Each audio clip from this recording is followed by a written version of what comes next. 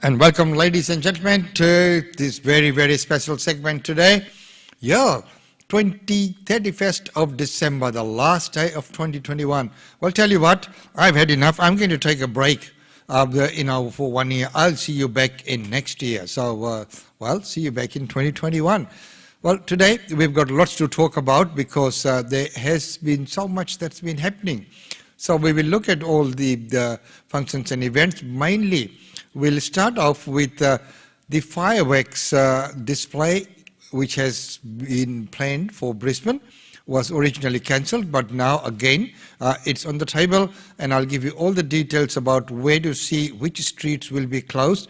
Well, anyway, I think let's begin with just that, because that is what's going to be, what people are going to be planning for tonight. So let's take a look at that.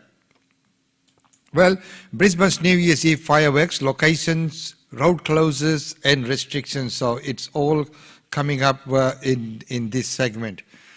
So fireworks will return to Brisbane for New Year's Eve after being cancelled in 2020 due to the COVID-19. Two 10-minute fireworks displays will be held at South Bank, launched from Brisbane River at 8:30 p.m. and midnight. Deputy Mayor Cressida Adams said more than 6 tons of fireworks and 60,000 pyrotechnic displays will help ring in 2022. A highlight for this year's show will be a special aquatic effect for the 8:30 p.m. display. It will create a sea of red and green on the surface of the river, she said. There will also be several Queensland Fest fireworks, including a special type of gold cascading glitter waterfall and a gold comet effect fireworks. Local company Skylighter Fireworks will supply the display at a cost of $145,000. What's the best place to view these fireworks, you might ask? Well, both the displays will be set off from 3 barges and 2 pontoons on the Brisbane River between Cultural Forecourt and River Quay in South Brisbane. So not on the Story Bridge. South Brisbane Parklands opens from 10 a.m. and will be zoned alcohol-free unless you are dining at a restaurant or bar. Plan ahead and arrive early. South Bank Parkland fills up very quickly. There are no ticketing requirements or crowd limits. No ticketing requirements or crowd limits. But visitors will be required to undergo a bag check on entry. What will they check for? Drink bottles with broken seals, including bottles of water or soft drinks, scooters, bikes, skateboards, pads, glass and metal cutlery, marquees and any large portable structures are not permitted. If you can't make it to South Bank, fireworks displays will also be held at the Eagle Street Pier and the Regatta Hotel in Toowong.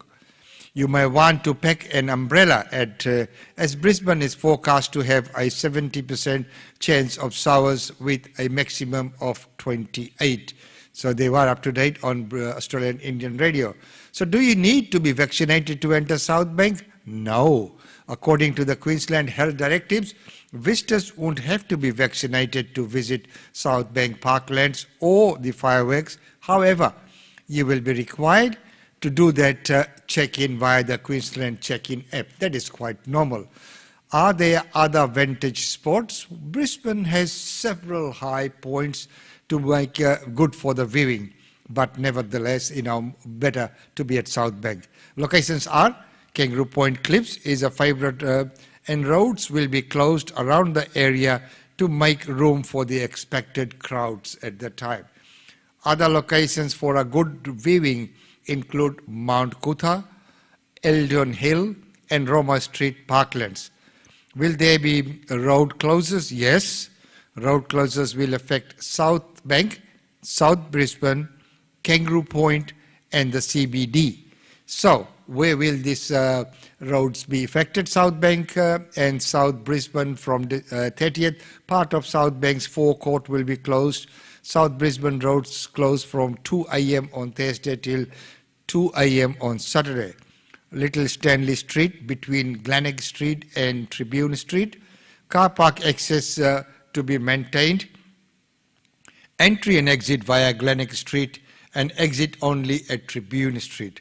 South Brisbane roads closed from 6 a.m. Friday to 2 a.m. on Saturday. That's Russell Street between Grey Street and South Bank Parklands. Ernest Street between Grey Street and Little Stanley Street. South Brisbane roads, which will be closed from 3 p.m. Friday till 2 a.m. on Saturday. This will be the Cultural Centre Tunnel in South Brisbane, Stanley Street between Melbourne Street and access to QPEC. South Brisbane roads closed from 4 p.m.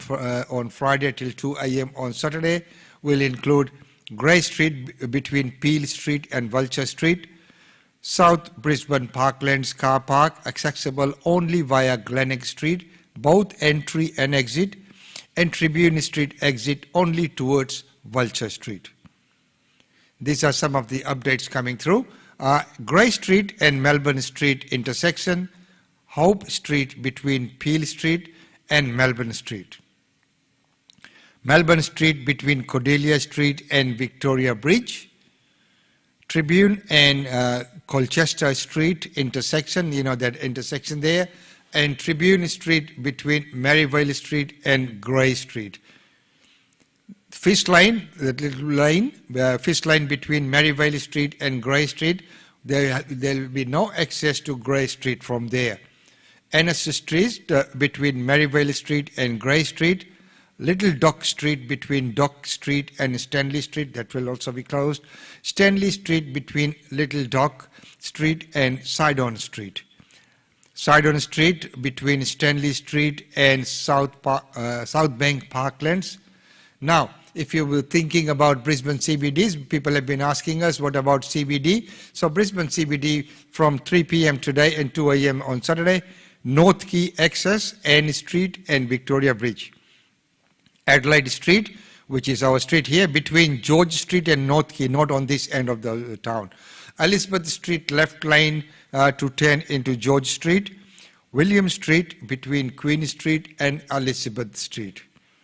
Between 4 p.m. and 2 a.m. on Saturday, George Street between Elizabeth Street and Adelaide Street. Buses expected until 6:30 p.m. between 8 p.m. Friday and 2 a.m. on Saturday. So, Riverside Express off-ramps to Elizabeth Street. William Street between Elizabeth Street and Stephens Lane, which is near the Treasury Casino car park. Access to be maintained via George Street for entry and exit between 8 p.m. Friday and 2 a.m. Saturday as required. George Street between Adelaide Street and Hassel Street. So this is as required, as and when required. The CityLink cycleway at Grey Street, including Victoria Bridge and Elizabeth Street near George Street, will not be accessible from 3 p.m. Friday till 2 a.m. on Saturday. So there you are, up to date on Australian Indian Radio. So those are some of the road closures that will be taking place today. As we know, today is also the Music Junction, the anniversary of Music Junction, and it will be presented from 6 p.m. till 7 p.m. So you'll have enough time to watch your fireworks, the first one for the kids and everyone at 8:30, and of course the midnight one which will be happening. And don't forget that it is all taking place mainly in the South Bank precinct. Well, once again, welcome to this show. And the last show for 2021, where did 2021 go amidst everything that happened during the pandemic? Well, first of all, let's take a look at the top stories for today. Its abrupt reset of COVID rules has come into effect overnight, despite warnings from doctors that there will be more cases as a result of changes to close contact definitions and isolation requirements. The new uniform definitions came into force in most states at midnight, with Tasmania to join tomorrow and WA and the NT to make a decision on their timelines later. A close contact has now been reclassified as someone who's spent 4 hours or more with a confirmed case in a household-like setting. Thousands of people are expected to attend New Year's celebrations in major cities despite the COVID surge. Events in Sydney, Melbourne and Adelaide will be ticketed, Hobart's waterfront will host a fireworks display with both the Sydney to Hobart celebrations and the Taste of Summer Food Festival in full swing. Canberra's Aboriginal Tent Embassy has issued a statement condemning a fire that has damaged the historic front doors of the old Parliament House. The area around the front of the building was set alight yesterday and demonstrators confronted police and media at the scene. The embassy says the actions were done without the knowledge, consent or mandate of the Embassy Council or traditional owners responsible for its regulation. One of the survivors of the Hillcrest Primary School jumping castle tragedy in Tasmania has been discharged from the Royal Hobart Hospital. 6 children died when an inflatable castle was lifted 10 metres into the air by a wind gust during end of school year celebrations earlier this month.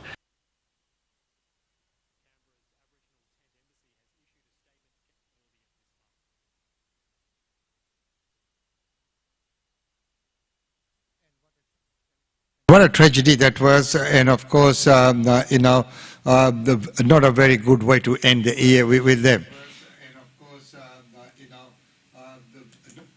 Well, right now, moving on, let's take a look at what the National Cabinet agreed on yesterday.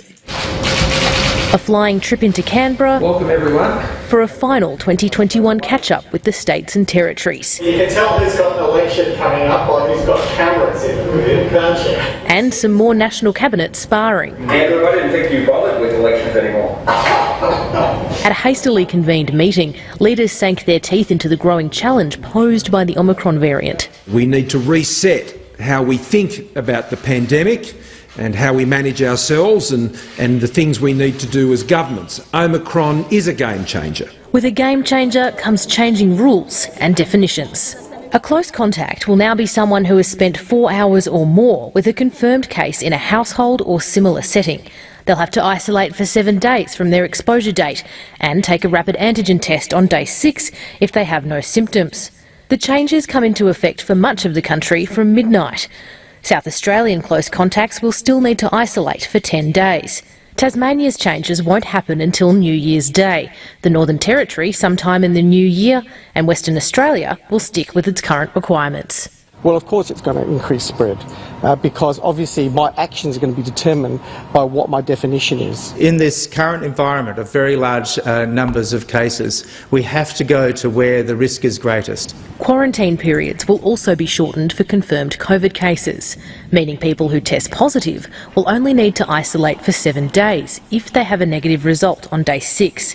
The overloaded PCR testing system will now be reserved only for people displaying COVID symptoms. That's the gear change. That's the reset. The Prime Minister says he's changing gears, but the truth is he stalled the recovery.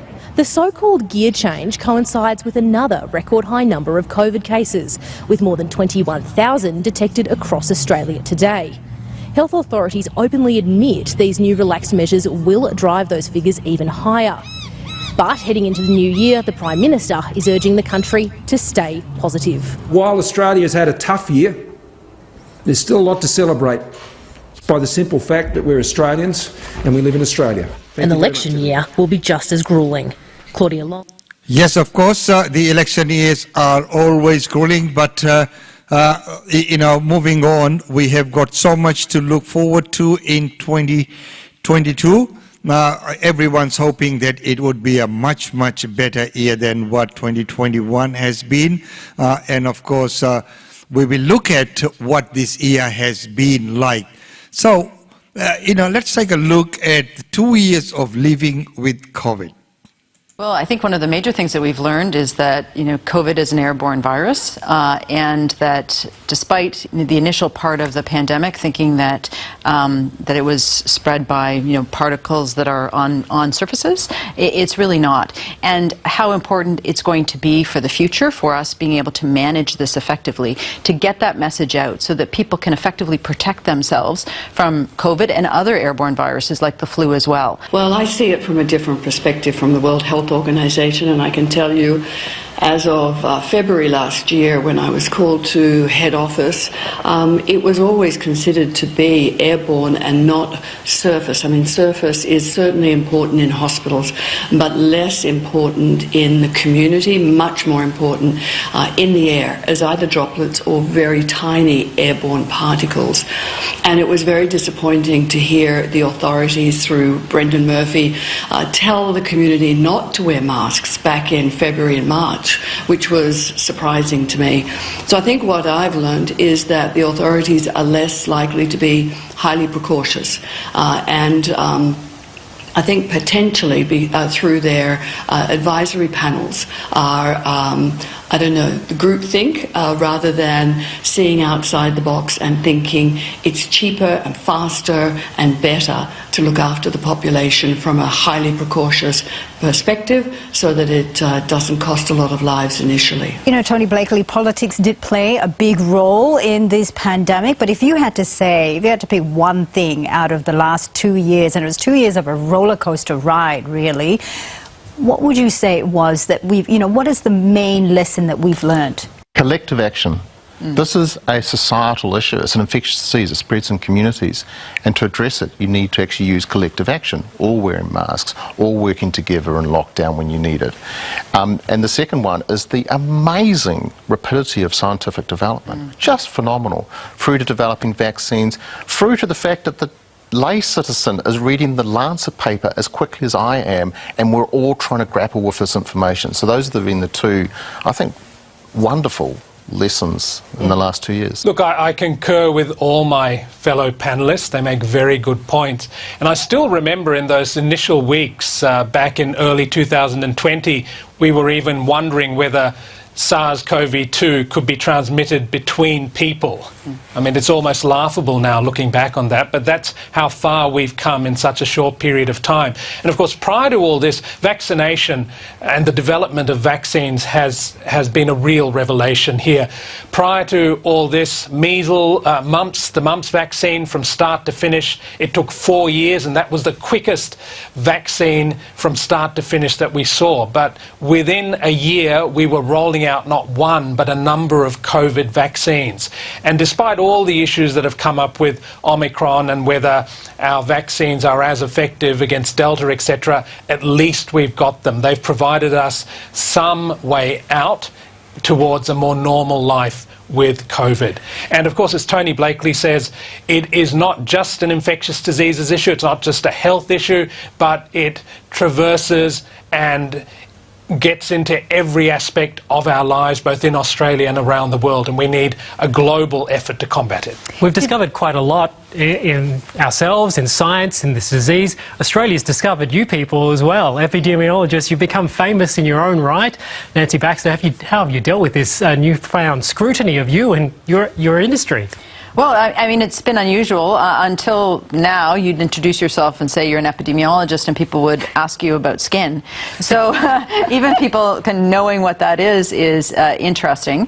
You know, and people having their favorite epidemiologist is just frankly bizarre. There is They're trying times, and as they have said, the medical advancement and the production of the vaccine within that time is a phenomenal achievement. But of course, many people see otherwise as well. I was just driving yesterday, and on one of the overpasses, someone has read, "Let's admit it that the vaccines are not working." A big sign written there. How did the boys get up there to write that?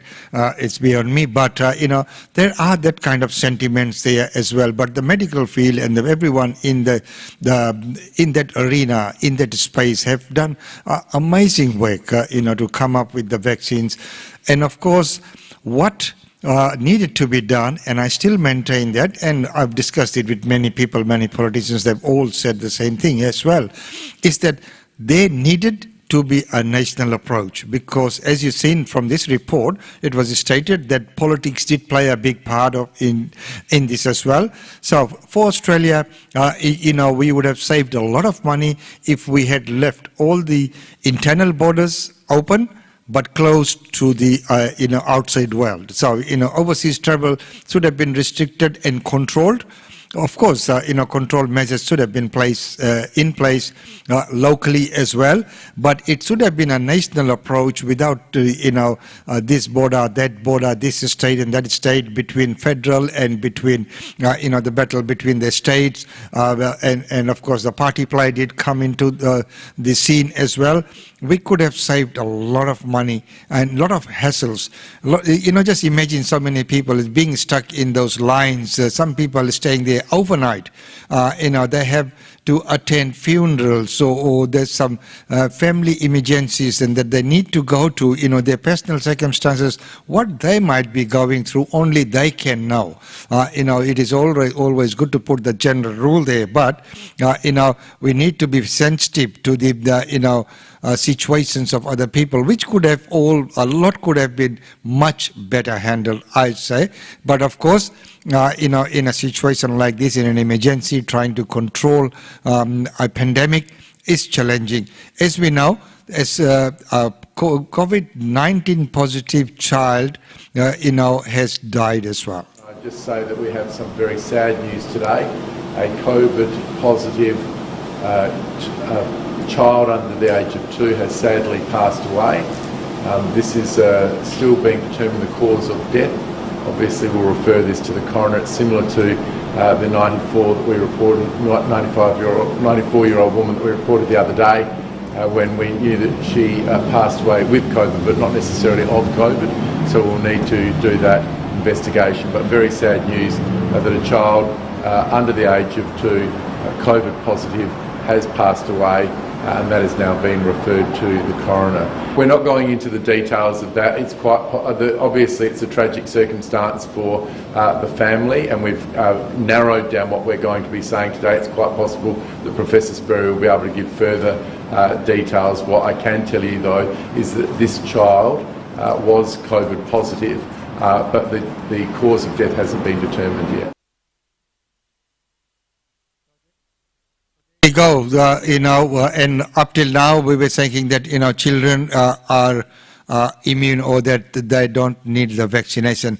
Well, when we started off our first news, we covered a little bit about the old Parliament House being set on fire. Here's a little bit more detailed report on that. Flames leap and smoke pours from the front of Old Parliament House. As the fire took hold, demonstrators chanted and cheered, and bystanders could only watch on in shock.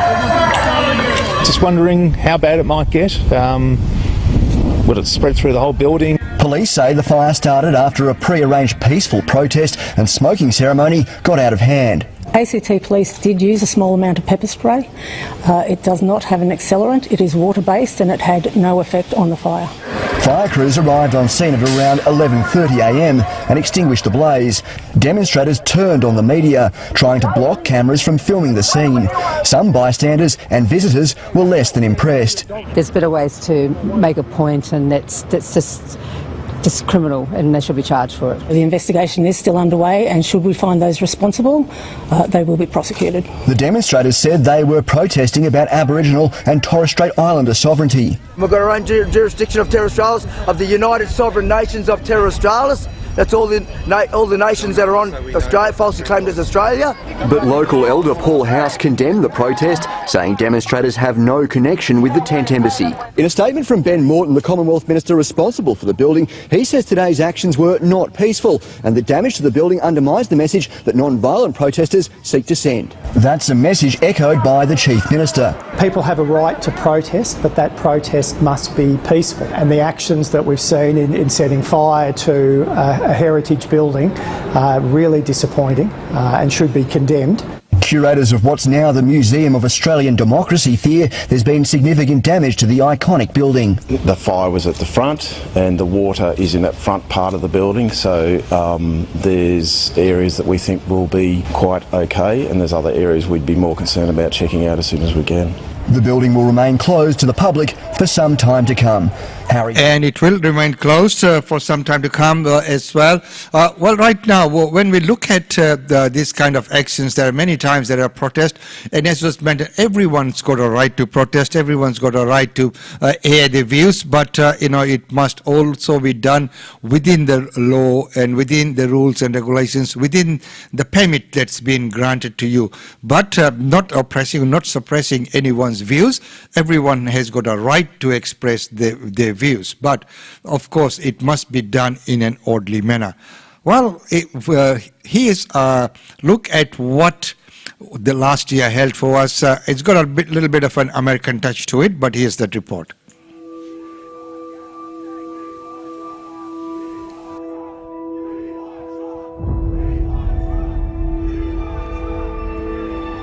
When day comes, we ask ourselves, where can we find light in this never-ending shade? We will never give up. We will never concede. It doesn't happen. We've learned that quiet isn't always peace. Let's have trial by combat. In the norms and notions of what just isn't always just is. It's 1 minute to midnight on that doomsday clock, and we need to act now. All communities are left to do as they see out this once-in-a-generation weather event is stick together.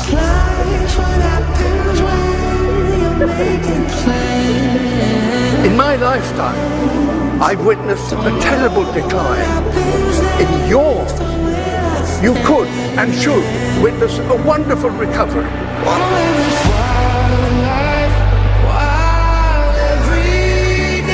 In Delhi, one person is dying every 4 minutes. We are classifying this as a variant of concern. It's a humanitarian crisis, and it's one that's gripping the world.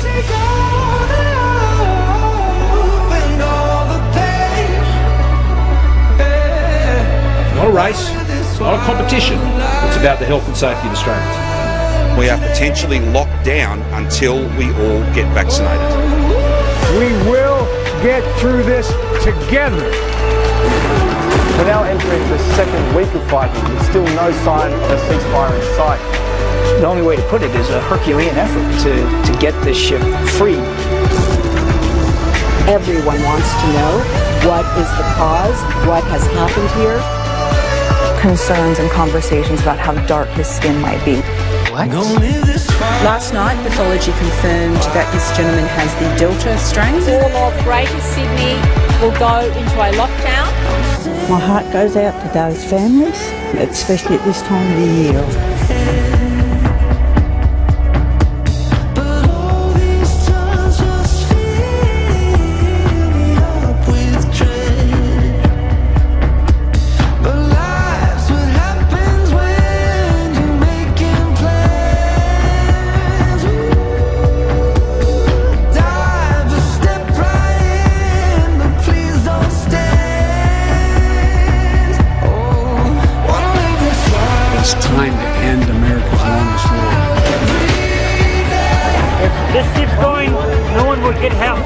I can't believe the world abandoned Afghanistan. I think I'm going to take a break. A dream comes true. I hope I made it on crowd.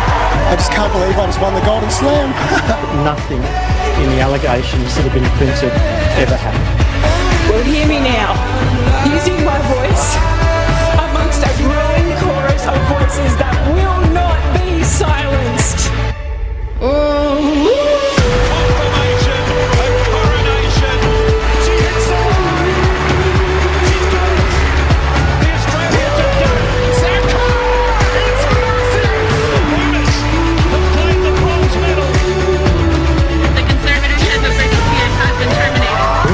Australia. The boys in the creek was down there. She looked at me and she said, "My name's Cleo." Hello, Cleo. This is a humbling experience. Thank you very much. I have no option but to resign from the office of Premier. I don't think, I know. Hey, with one quick child with a dream. We are not drowning. We are fighting. The 57th long year, the Demons are premiers. Omicron is spreading at a rate we have not seen with any previous variant. It's cold, goddamn blood let out! There's 1 million doses of hope on its way. We're in the final hours of Melbourne's 6th and hopefully last lockdown. I could not be more proud of our community to allow us to change the rules, to open up, to normalise this, to get our freedoms back. For there is always light, if only we're brave enough to see it, if only we're brave enough to be it. Wow, that was 2021. What an excellent editing there. I must, give credit where it's due. The team who has put that together have just done a wonderful. Well, with that, I'd also like to wish everyone a very, very happy New Year from our team. As we know that 2021 leaves a lot to be desired. And hopefully 2022 will be much, much better. So right now, we will also be looking at many of the things that are happening. Well, today, as we have the Music Junction, so we will be bringing to you a few clips of that before we finish today's the segment. Well, as we have seen from all of the rules here, right now, let's take a message from our sponsors. GlobeNet Realty. GlobeNet Realty has been the longest established, trusted and respected agency in its trade area. Washa Chandra, Director of GlobeNet Realty, provides honest and ethical service to her customers. If you are thinking of investing in Brisbane real estate market, or if you are seeking professional property management, then you should contact Usha Chandra today on landline 3865 4466 or mobile 0419 775 416. And for further updates, log on to our website www.globenetralty.com.au. GlobeNet Realty is your own local real estate agency. Situated at Shop 52281 Sandgate Road, Boondall. GlobeNet Realty. Real estate is our world.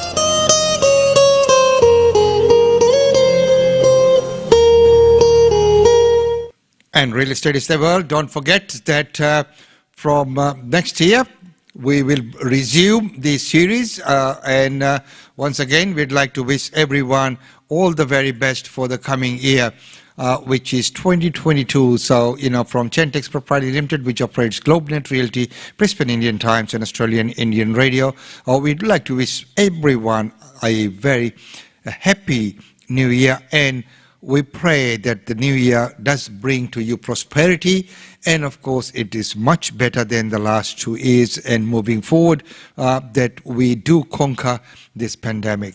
Well, right now, as I mentioned before, that we will show you a little bit of glimpses of what's coming tonight. Tonight is the first anniversary of our series of Music Junction, and tonight we'll be introducing Nehasa, show presented by RJ Savi. Lovely RJ Savi will be presenting from 6 p.m. till 7 p.m. live from these studios, just in time for you to finish and be ready for the fireworks at 8:30 with the kids, and of course midnight with the Big Bang Dome. Well, right now, let's take a look at some of the functions and events taking place in Brisbane.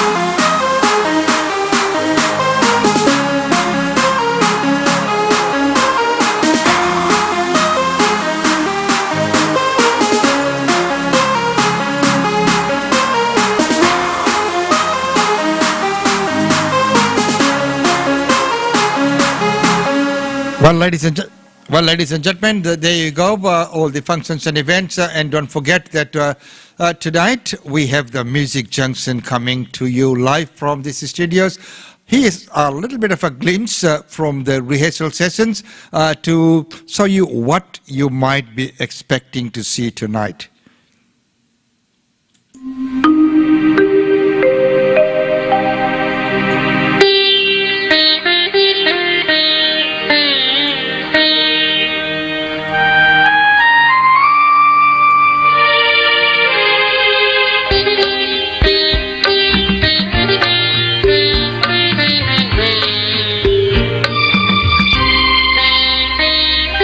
तेरे बिना जिंदगी से कोई